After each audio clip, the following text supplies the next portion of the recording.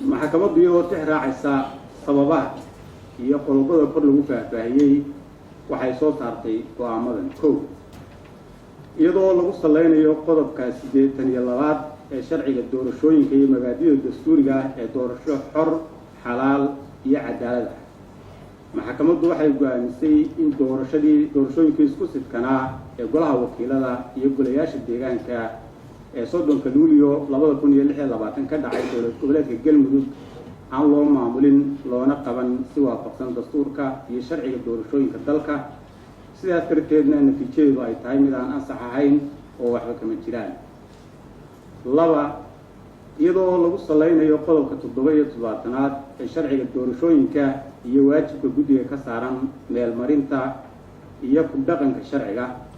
maxkamaddu waxay go'aamisay in khaladaadkii dhacay ay ahaayeen kuwo aan la sixi karin isla markaana dhaawac weyn u geystay hufnaanta, xornimada iyo xalaalnimada doorashooyinka, saameyn tabanna ku yeeshay natiijadooda. saddex, iyadoo la ilaalinayo xaqa muwaadiniintu u leeyihiin doorashooyin toos ah, xor iyo xalaal ah, isla markaana la fulinayo waajibaadka sharci ee ku xusan sharciga doorashooyinka, maxkamaddu waxay amartay guddiga madaxa bannaan ee doorashooyinka qaranka iyo soodimaha inuu ku qabto waqtiga ugu dhow ee macquulka ah doorashooyinka golaha wakiilada iyo golayaasha deegaanka ee dowlad goboleedka Galmudug, isagoo si dhammaystiran u raacaya dastuurka dalka, sharciga doorashooyinka, sharciga dhismaha guddiga iyo xeerka ururada iyo xisbiyada siyaasadda. afar, iyadoo la tixgelinayo danta guud, joogtaynta maamulka iyo ka hortagga firaaq maamul oo dhaawici kara adeegyada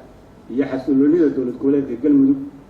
maxkamaddu waxay amartay in hay'adaha hadda jira ay sii hayaan xilka inta ay ka bedelayaan kuwa ku yimaada doorasho cusub oo loo qabtay si waafaqsan sharciga. shan, iyada oo la tixgelinayo mabda'a cadaaladda guud